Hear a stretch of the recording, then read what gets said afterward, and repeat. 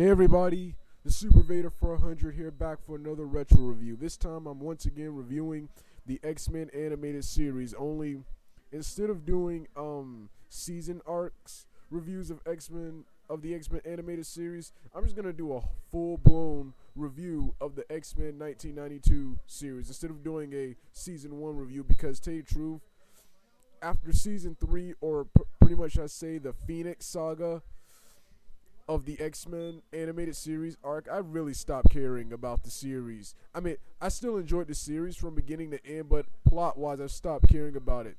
Even though the other episodes after that were still pretty damn awesome.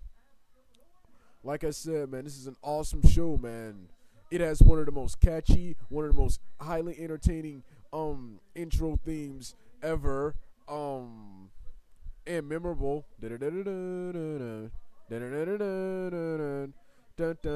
Like the nostalgia critic says, whenever you hear that, you want to get up, put on a costume, and go out and fight every time you hear that thing. And I love the end where all the mutants and the X-Men, the Magneto's evil brotherhood of mutants, and the X-Men all running towards each other and charging each other. I thought, like in the old Super Friends cartoons, I thought that was awesome. Also, like I said, I love how this show introduced something that was unheard of in cartoons at that time, introducing long story arcs, episodes that continue the story from one episode instead of single episode stories like most cartoons do.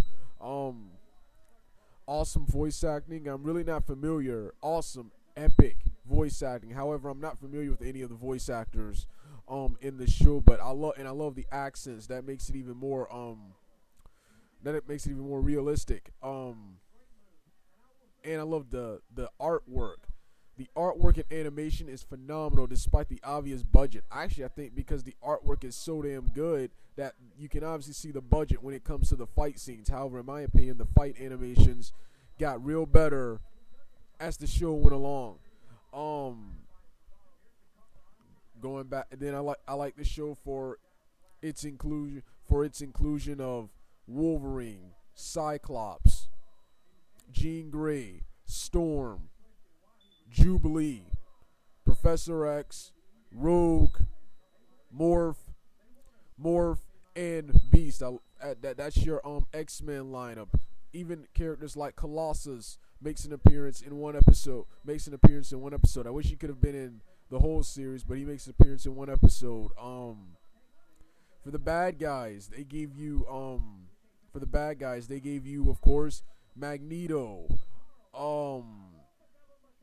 Blob, Avalanche, Pyro,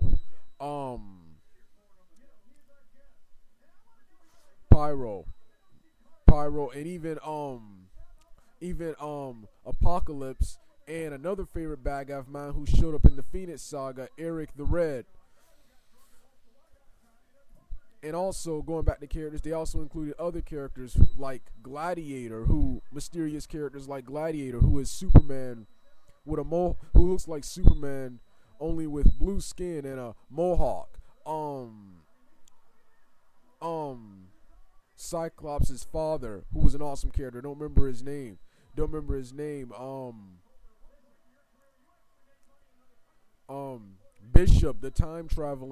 Bishop, the time traveling mutant, and Cable. Man, Cable was awesome. Like I said, now let's go back to the storyline. Storyline is phenomenal, especially like in the first 3 seasons.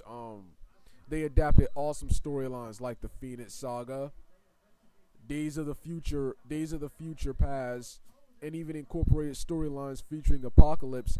And another storyline that's a bonus for me because I own this comic, the Canadian team, the Alpha Flight, the X-Men and the Alpha Flight. They also adapted that into this series. Man, like I said, this series was awesome.